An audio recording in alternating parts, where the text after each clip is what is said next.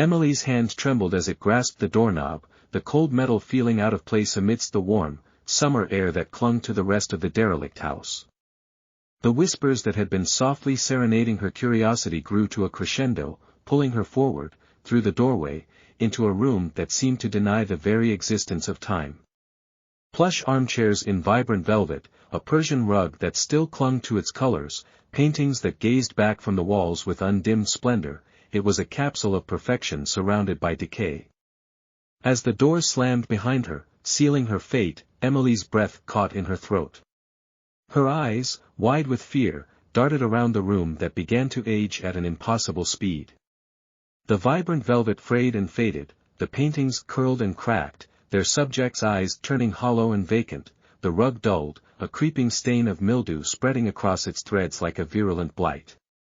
Emily spun back to the door, her hand slipping off the now rusted knob as she tried to escape the room's transformation. But it was too late. The beauty was being consumed by rot, and somehow, she was part of it.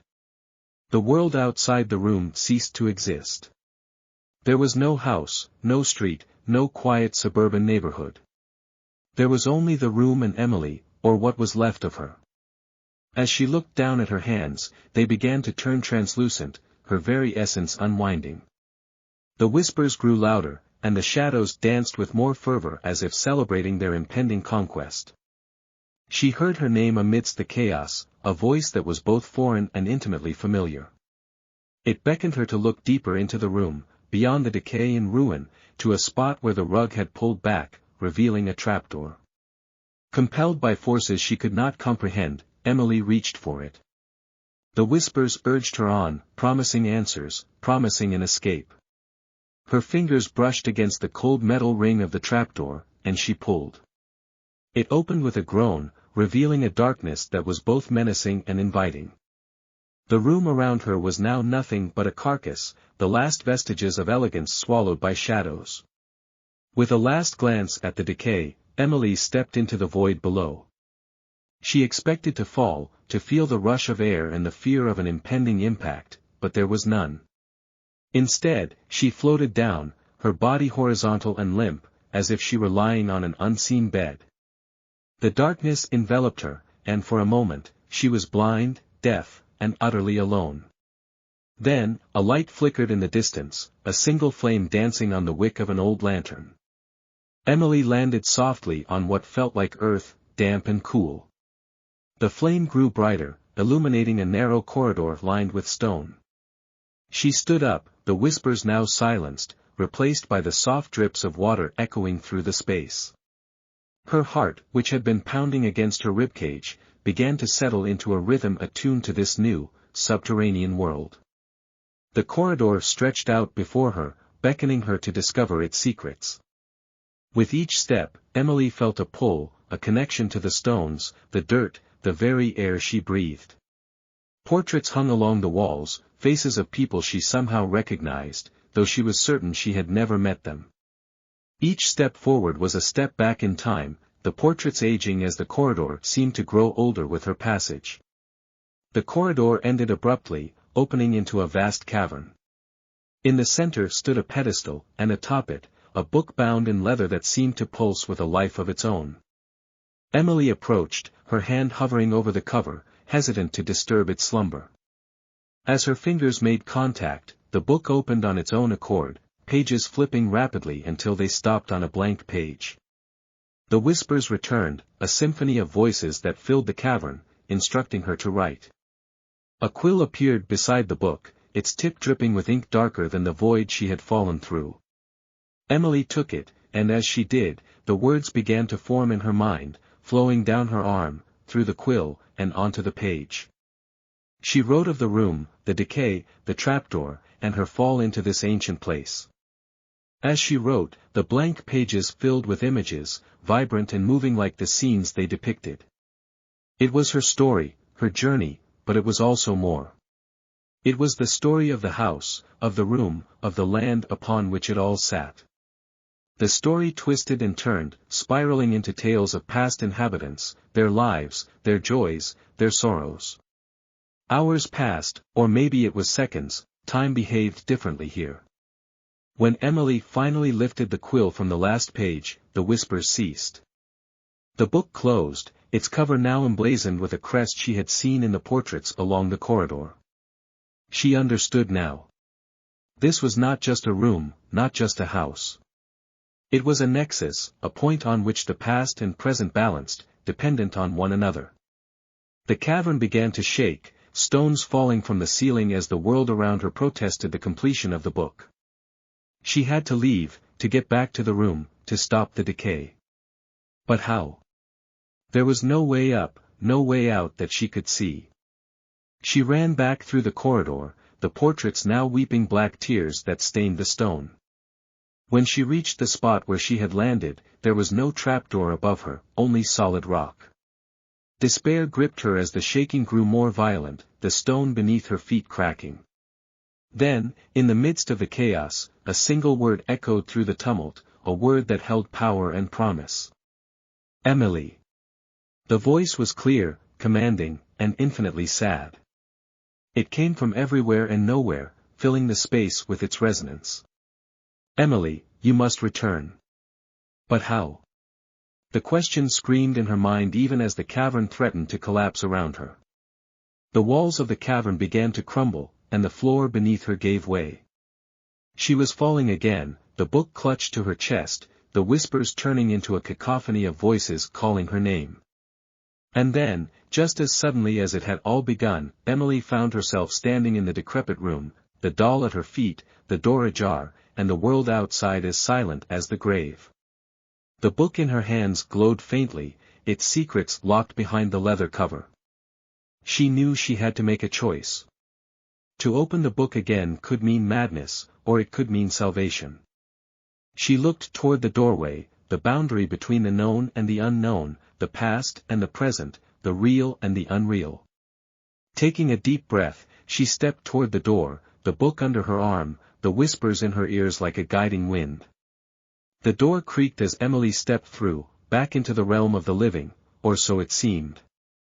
The once grand entrance hall of the abandoned house stood still and silent around her, a stark contrast to the tumultuous cavern she had just fled. The echoes of her name had followed her through the door, now whispers among the cobwebs and dust. The book felt heavy under her arm, its presence a somber weight. She ventured deeper into the house, feeling each step heavy with foreboding. The portraits on the walls watched her pass, their eyes no longer just paint and canvas, but windows to the souls of those long past. She could feel them now, the lives that had once filled this place, circling her with silent judgment. As she walked, she clutched the book tighter. It was a tome of truths, but also a ledger of debts, debts that time itself was owed. She wondered if she was to be the payment, the final coin in a coffer of spirits. The whispers grew more insistent, more coherent. They spoke of a curse, of a line unbroken since the house's foundation was laid. A pact made in shadows, a sacrifice promised. Emily's heart raced. She was connected to this curse, bound to the house as surely as the foundation to the earth. With each room she entered, the air grew colder, the decay more pronounced. It seemed as if the house was awakening, rousing from a slumber with a hunger that had grown over centuries. She tried to open the book, to find an answer, a spell, anything that could break the cycle she now found herself a part of. But the book remained resolutely shut, sealed by some unseen force. She ascended the grand staircase, its banister gnarled like the twisted branches of an ancient tree. At the top, she hesitated. The corridor stretched before her, doors lining the path, each one an enigma, a chapter of the house's grim narrative. Her own story seemed so small against the vast tapestry of the house's history. The largest door, at the end of the hall, called to her. An ornate knocker in the shape of a serpent seemed to move, its eyes a glowing green. She reached out, the serpent's cold gaze piercing through her.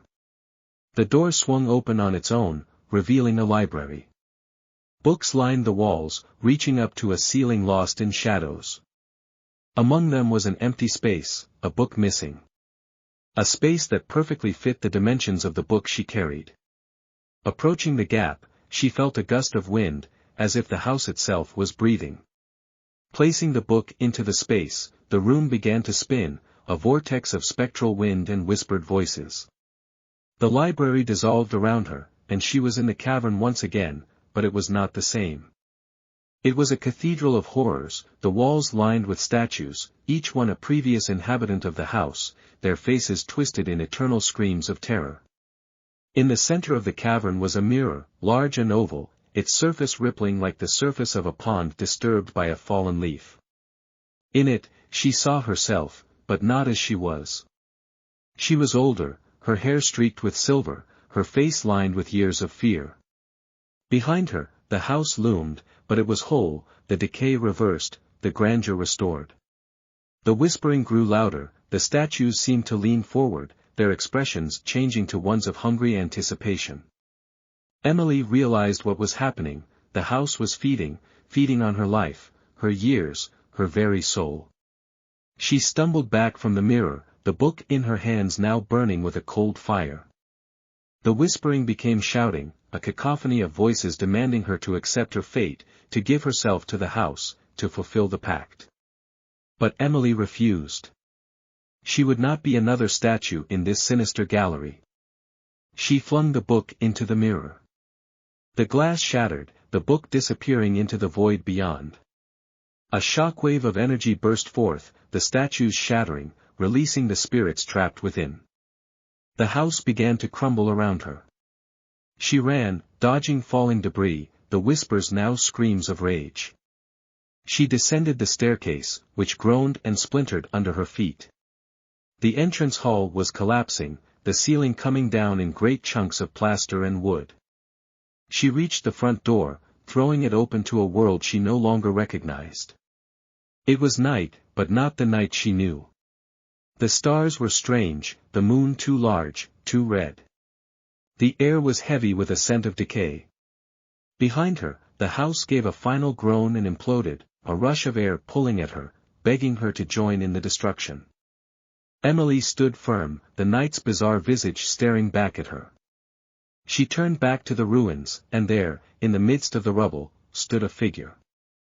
A woman, her dress from another era, her eyes empty sockets. She held the book, its pages now blank. The woman's mouth moved, and though no sound came out, Emily heard her words as if they were whispered directly into her heart. The pact is broken, but the debt remains. You are the heir, the keeper of the ledger. Your life for theirs, a trade across time.